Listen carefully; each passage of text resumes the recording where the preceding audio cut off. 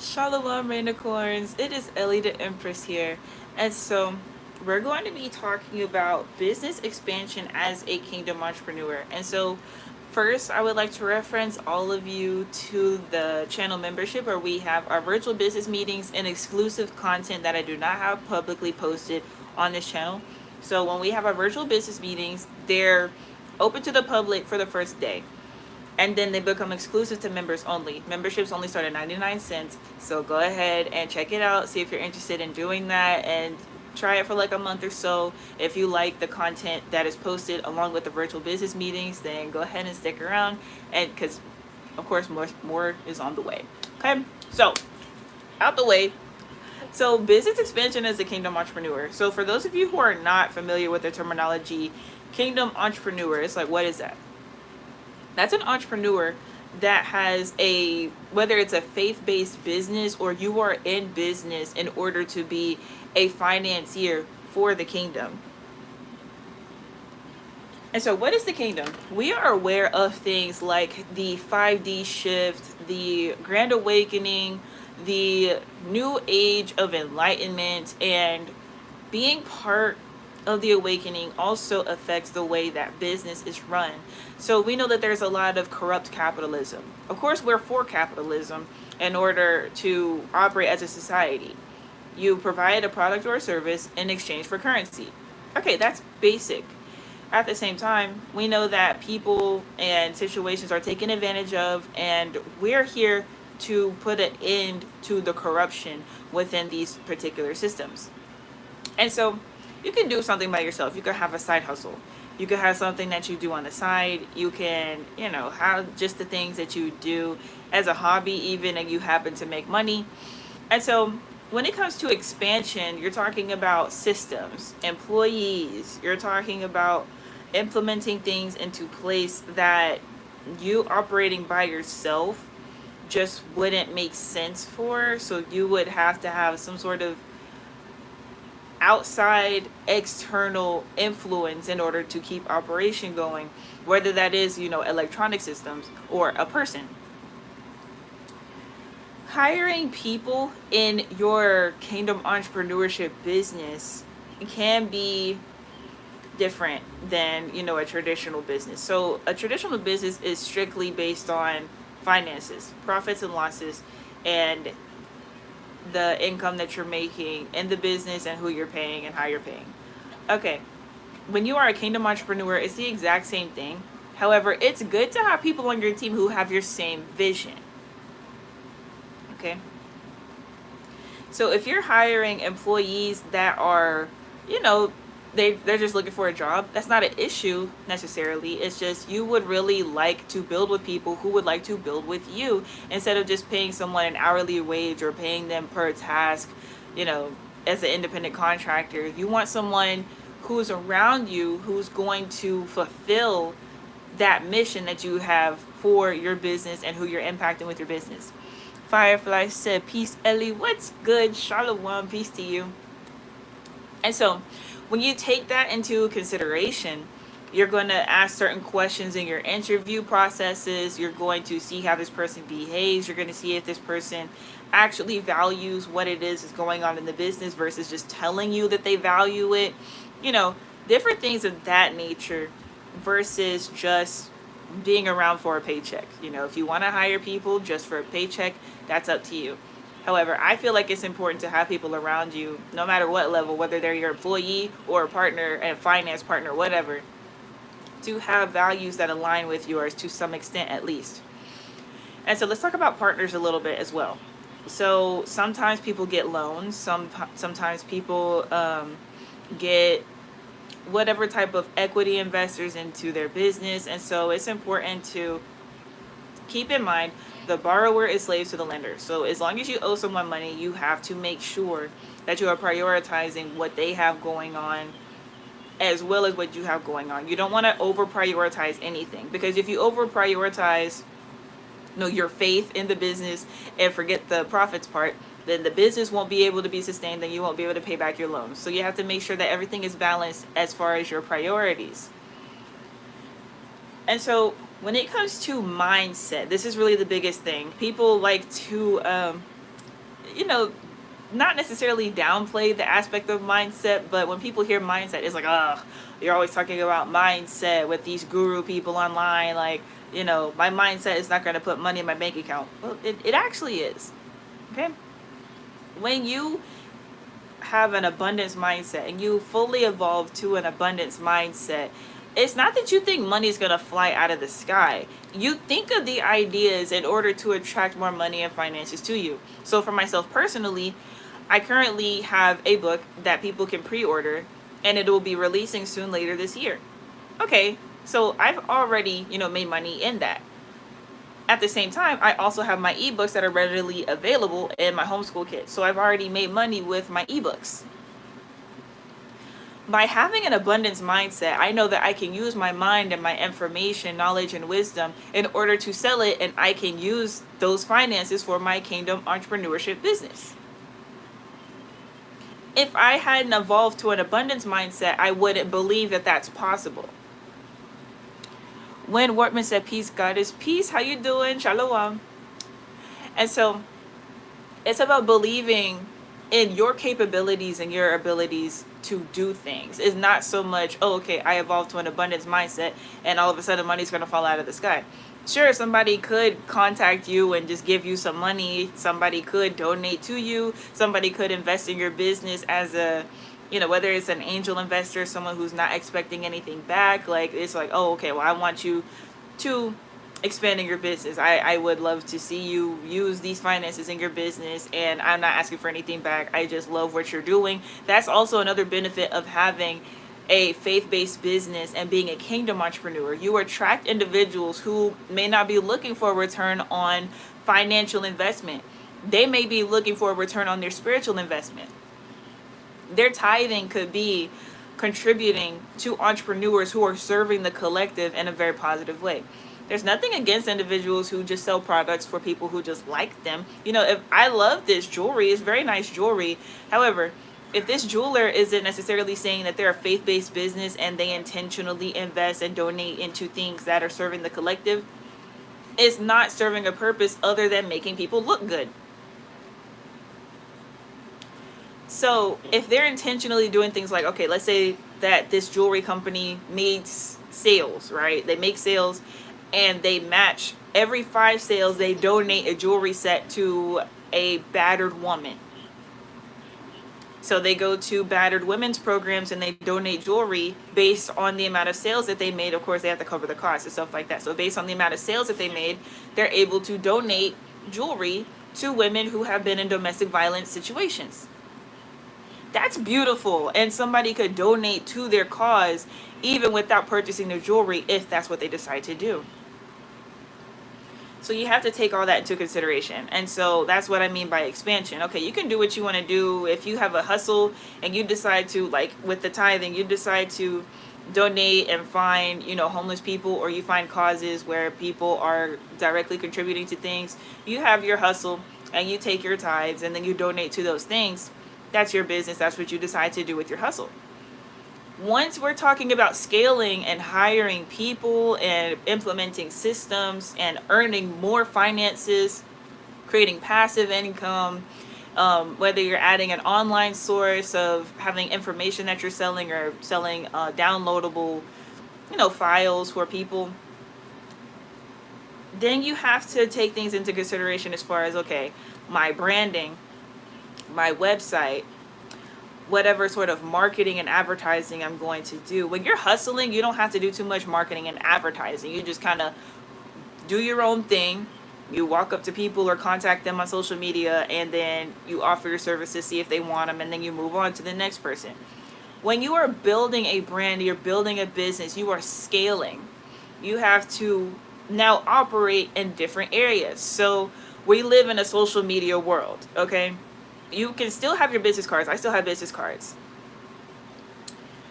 You, however, need to be present on social media so that when someone looks you up, your business up, your brand up, they're able to see you on different platforms, and that will help them, like with credibility. and being able to see you visibly on the internet in some fashion, and everything's lined up with the same website, the same social media links, the same phone number, different things like that. Okay, cool. I can verify that this person's not a scam, because we just live in an environment like that where there's a whole lot of scams with people. So when you have your social media set up as a scaling business owner, that provides SEO. So your goal may not be to go viral. That's not the point of having social media and creating some aspect of content. The point of having social media as a business owner, a scaling business owner, is having credibility and making your presence known in some form with your brand. So like I said, when people look you up, they'll be able to find you, or people can find you from social media, okay? Even if that's not your main form of acquiring clients and customers. So that is what you have to look at when you are scaling your business.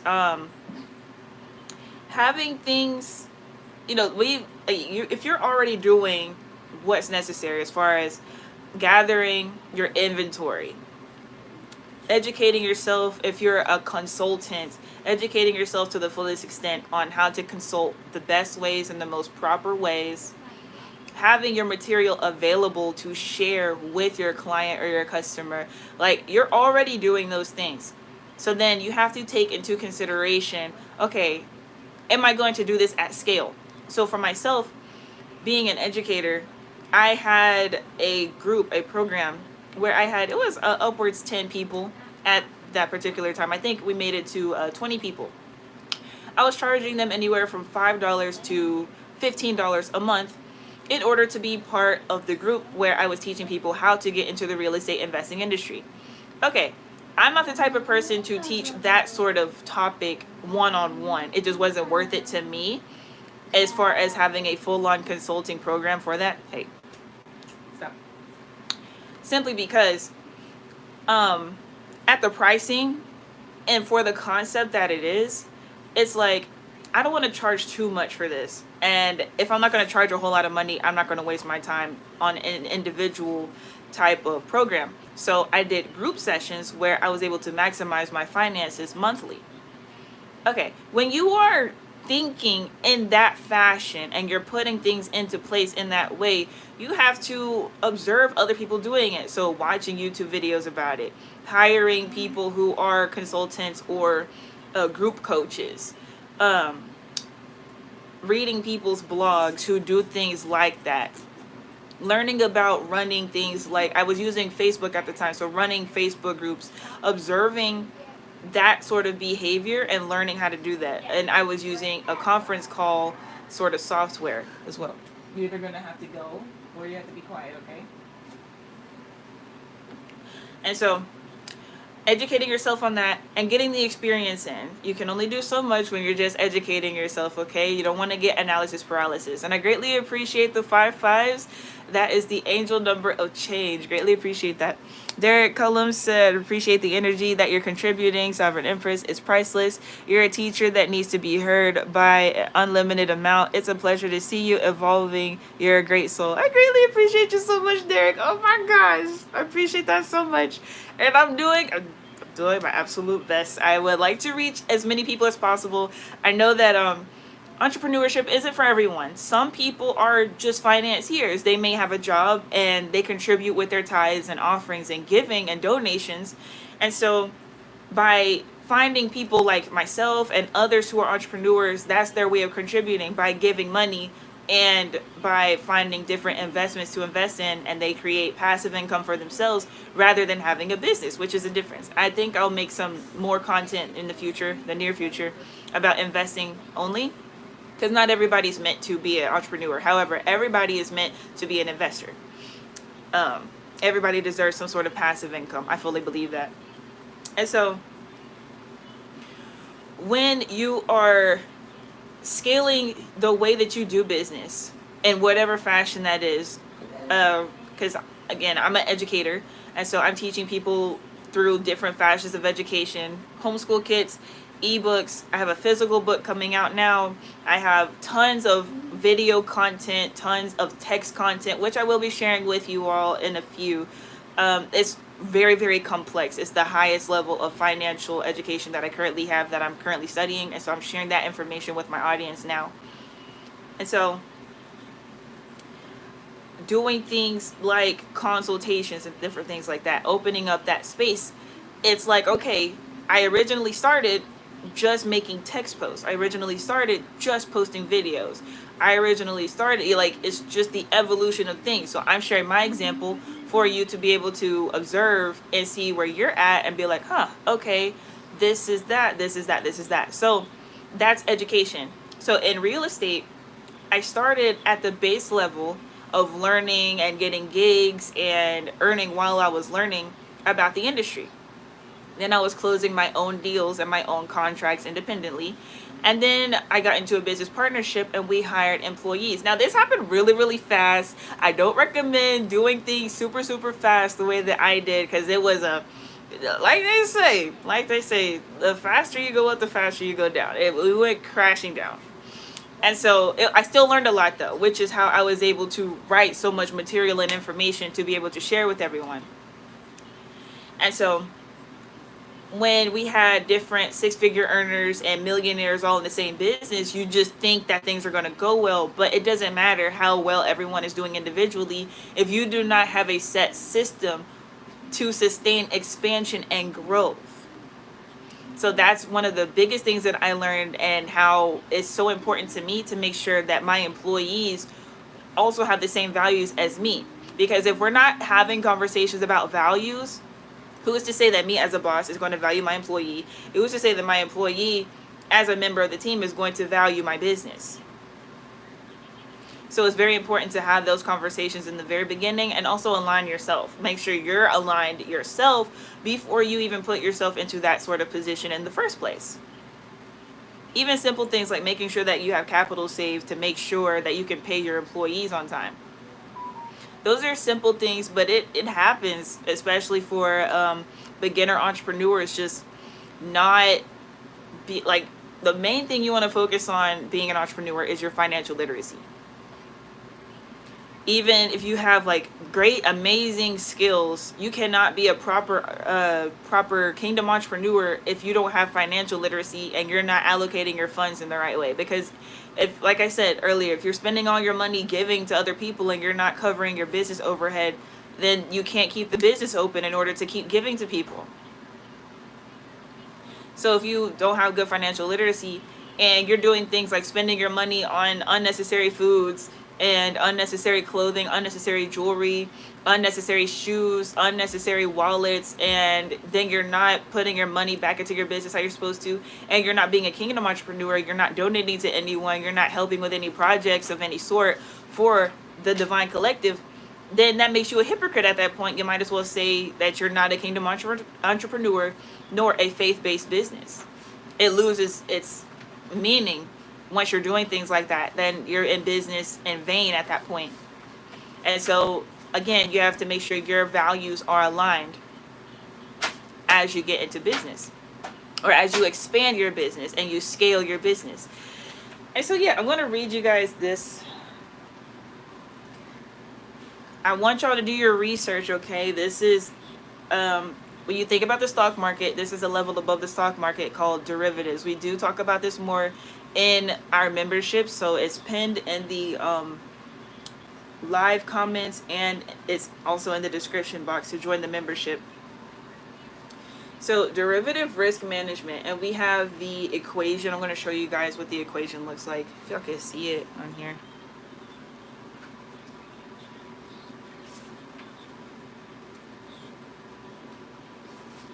So that's the equation for risk management.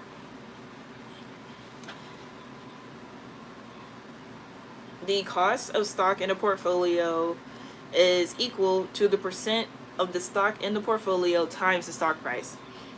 The price of the option is equal to the cost of the stock minus the PV, which is portfolio value of the portfolio. A call option gives its holders the right to purchase an asset for a specified price, called the exercise or strike prices, on or before some specified expiration date. All options are in 100 share bundles, meaning you have to buy at least 100 of them at a time. So if a stock is at 1 cent, you automatically have to buy $1 worth.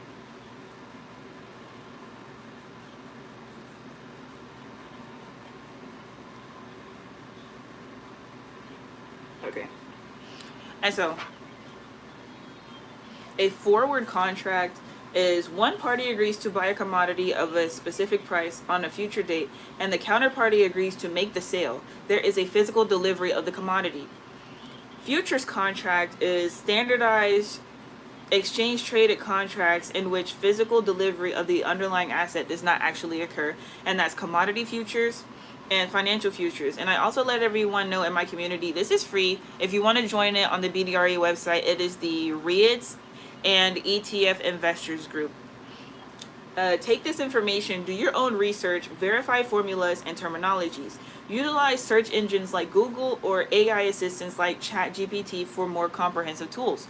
And so when you are expanding things, like I could have just stopped at real estate. Like, oh, okay, like I said, bird dog level, very entry level, wholesale level, flipping my own contracts. Next is property purchase, right? I could just stop there, learn how to become a flipper, learn how to be a land investor, learn how to be a landlord. I could just stop there. I've learned about the financing behind that. At the same time, I've also learned about real estate investment trusts and real estate ETFs, exchange traded funds. And therefore, I learned that there's a huge area of finance behind real estate that the average person can invest $100 in. So that interested me a lot because I'm like, okay, cool. I'm teaching people who are bird dogs who aren't making that much money, but they still want to own some real estate. I figured out a way to teach them how they can own real estate with $100. So the way that I like to learn from the top down. So if I'm learning how they can invest a few dollars into large real estate projects, let me learn as much as possible about this topic. So once I learned about derivatives, that covers everything. So real estate property derivatives is the same concept as being a high level, basically real estate investment trust. And so learning at the highest level is going to help me to be able to break down the concepts even more for those who are at base level. Because being at base level doesn't even necessarily mean you don't have a lot of money. It just means that you're at the beginning levels of learning about these concepts. Derek Cullum said, whoever that doesn't tune in is their loss. You can teach a lot of these adults and so-called elders. You're a virtuous, divine, feminine, very powerful, unique. It's a privilege for us to hear you speak 100. The ancestors are proud of you. Great melanated goddess. I greatly appreciate you so much, Derek. And that's the thing, too, because, age is not the factor when it comes to education. I grew up being an entrepreneur. I've always been an entrepreneur my entire life. I was born into entrepreneurship from both of my parents. I took my first photos for my dad's photography business when I was, I think, 15 years old.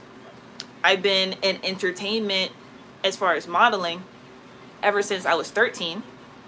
I've been a content creator ever since I was 14, 15, having a YouTube channel. And I got into real estate investing. Like, I started learning about stocks and stuff at 18, but I got into real estate investing at age 19. And so I have more wisdom than someone in their 40s who just started a business a year ago. It's not about, like he said, it's not about, the age thing. And I can teach elders because I have that experience, I have that wisdom, I have that knowledge. And so I greatly appreciate when people do acknowledge it because, people see me and they'll be like, oh, well, she's young. She doesn't know. And it's just like, nah, I know quite a bit. So just sit down and listen. I don't know everything. And I'm like, it's known that I am on an education journey with my audience. I have to teach you guys the things that I have already conquered and mastered while I can also let you know about the things that I am venturing into.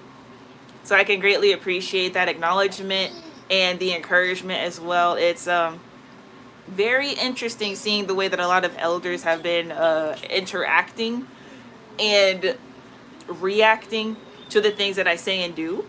It's sometimes it can be a little bit disappointing because you would just think with us being here on a channel like this, right? We're spiritual, we're conscious, we're awakened, we're enlightened. You would think that people have evolved past the ego and evolved past things like envy and jealousy and different things like that, to where they would be able to do the same thing that you did as far as acknowledgement, at the very least acknowledgement. But I've experienced where people have done what they can to tear me down. And so I will speak on that a little bit as well, as far as business expansion. What just happened to my screen? Okay. Jesse Ferret said, Derek, my brother, whoa, wow, that is rude. Okay, that's rude. I'm not even gonna say that. Anyway, so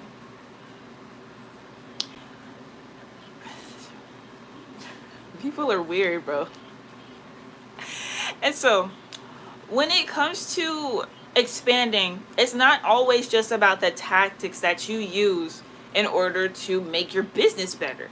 A lot of times it's the people you're around. So along with your employees and your partners and whatever sort of financier that you may have, whether someone's giving you a loan or someone's donating to you, you also want to be around people who are doing what you're doing. And so if people are doing what you are intending to do, you can learn from them by osmosis. You become the people you surround yourself with. You become the people you are influenced by. So when you are adapting your network in order to fit the lifestyle that you intend to live, then that affects your psyche. It affects the way that you think. It affects the way that you act and behave, and it affects your results, therefore. So it's really a beautiful thing when you evolve to having new friends and new associates, new business partners, a new environment. It can be sad when you have to let people go. You have to let people just either remove themselves, or you have to actively remove them.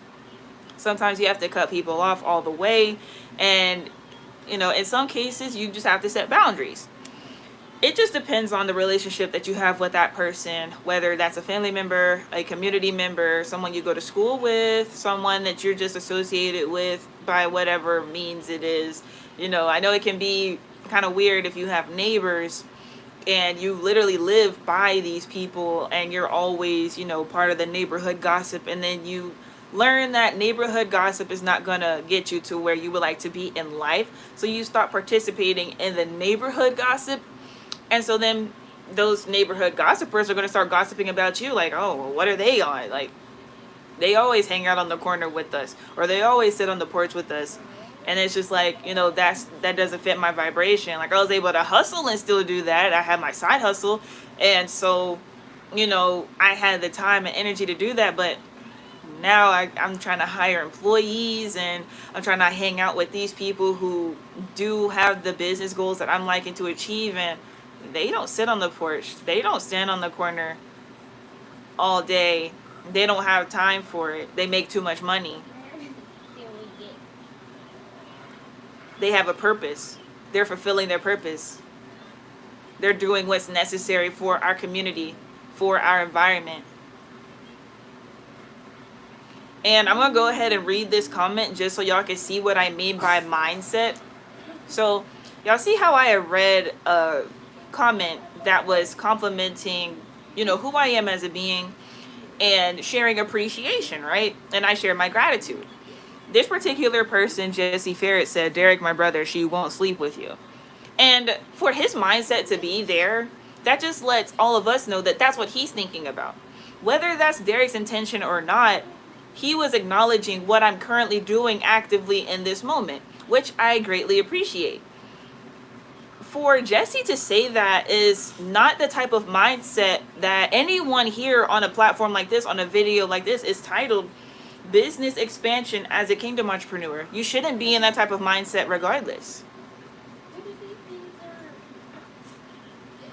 And so you want to associate yourself with people who aren't thinking like that and who aren't saying things like that on the internet or even in private. Derek Cullum said, I feel it's a duty to pay homage when one or a collective of us is solidifying foundations, making it possible to attain generational wealth. And it makes logical sense, and I greatly appreciate that once again. Because, that person, they're considered to be a hater or whatever, and I don't know why they would be on my channel in the first place when they think like that. That goes to let me know that, I've been doing what I've been doing lately to just change the people I attract on my channel, because I just see a lot of people don't take anything seriously. They don't take the spiritual stuff seriously, and they don't take this concept of generational wealth and breaking the matrix seriously. Because if we're really going to break the matrix and evolve past the confounds and the bondage of the matrix, we have to learn the system of the matrix.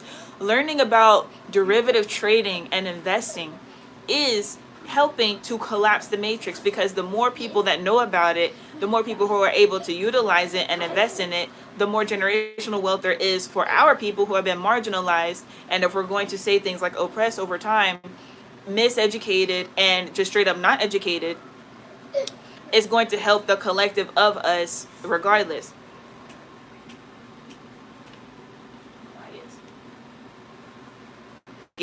They don't need to be on my channel clicking on an entrepreneurship video. That's what I mean by people's social media brain. So for those of you who don't know, I'm on a social media break right now from my larger platform on Instagram. And so, I did that for several reasons, but it's for things like that. A lot of people who are on this platform follow my Instagram as well.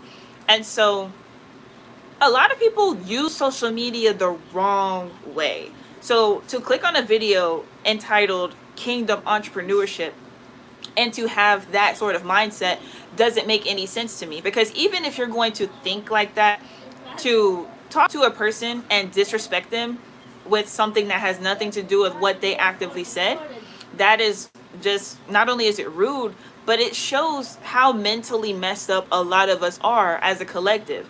I would like to attract basically a better collective, a more evolved collective, a more mature collective, for people who genuinely care about things like kingdom entrepreneurship, generational wealth, and family unity.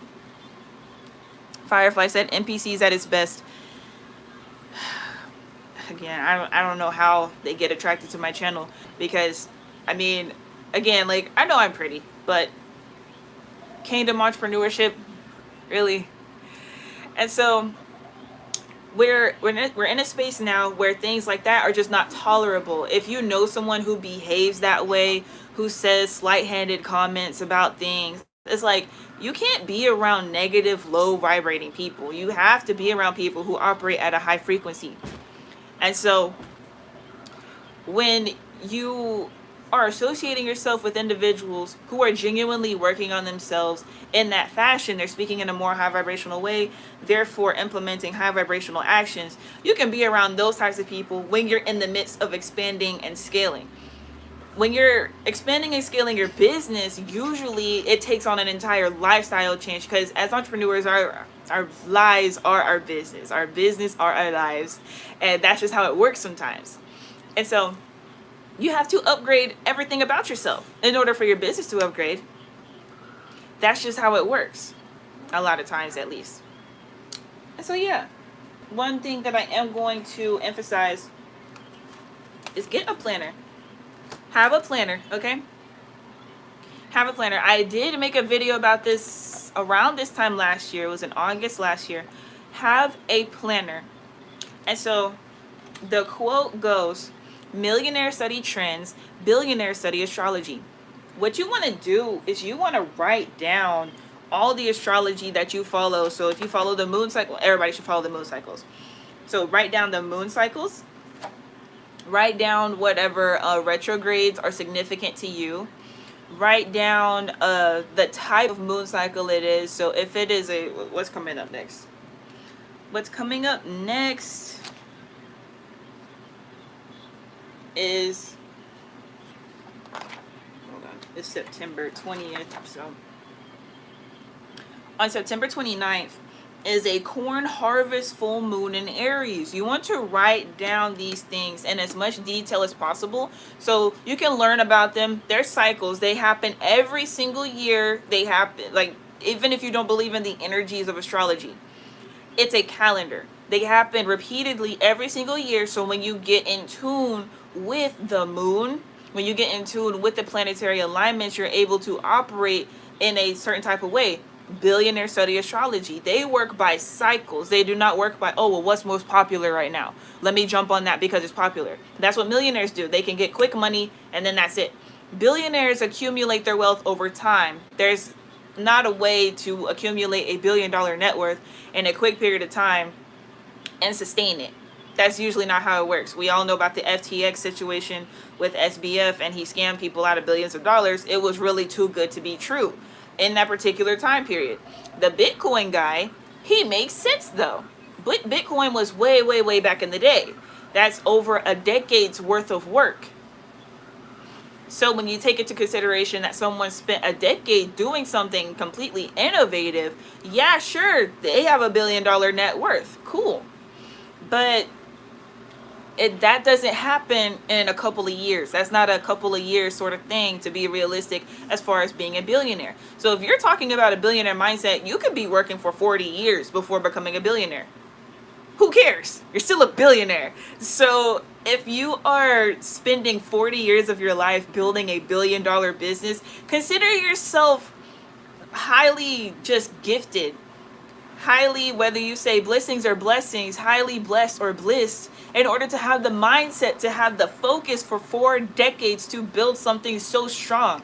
That $1 billion is not just going to be in your bank account. That's going to go to your community, Kingdom Entrepreneur. That's going to go to your children, your children's children, and whatever is going to be used as far as like helping the planet and people and animals and plants to ascend. So get a planner. Keep track of things like what just passed was Mercury retrograde. Ended on September 14th. And then right after that was the harvest new moon in Virgo, which was also the Hebrew New Year, Rosh Hashanah. We went into the year 5784. So we're currently in the year 5784. Get yourself a planner.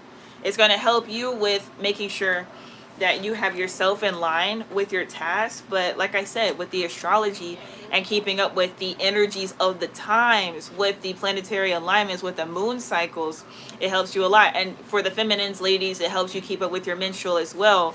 As far as keeping track of the moon, you keep track of your menstrual, and then it helps you be in the flow of everything you need to do. So if you're a lady entrepreneur or your spouse is an entrepreneur, you're able to manage yourself. Therefore, you're better able to help manage whatever business or investments are being, built or scaled to another level and expanded. Okay.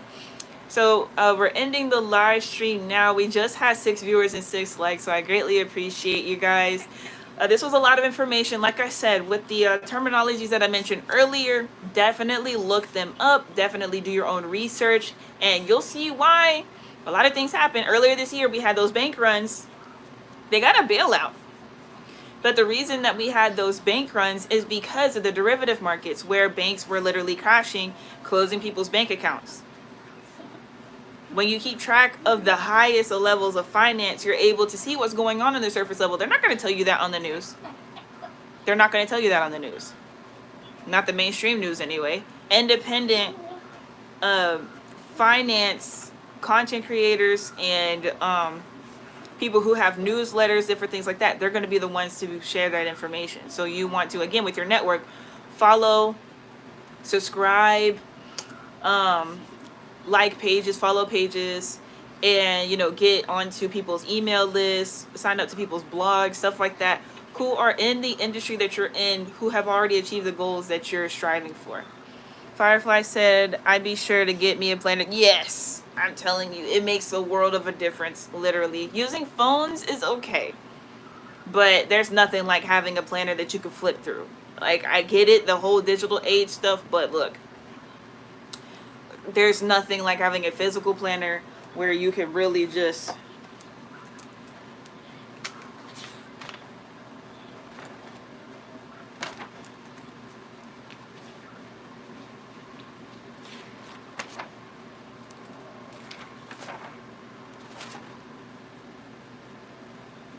okay. So we go into Libra season this Saturday. Like, that's true. We do actually go into Libra season this Saturday on September 23rd. So we're balancing the scales. We are here for complete justice. So if you didn't know, in the tarot, justice is represented by the sign Libra. So we're going into the balancing of the scales. Okay, this is the time for everything to be weighed out. Basically, the whole concept of Saturnalia, with Santa Claus for Christmas, um, the making the list and checking it twice happens in Libra season.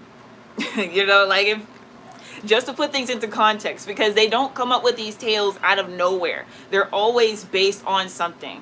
So the checking in the list and the making the list and checking it twice is happening starting this Saturday during Libra season.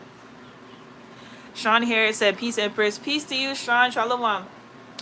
And so now 7 viewers and 7 likes. I'm going to go ahead and end the video. I greatly appreciate all of you. Donnie, your Malikov said, okay, all right. I don't know what that's about.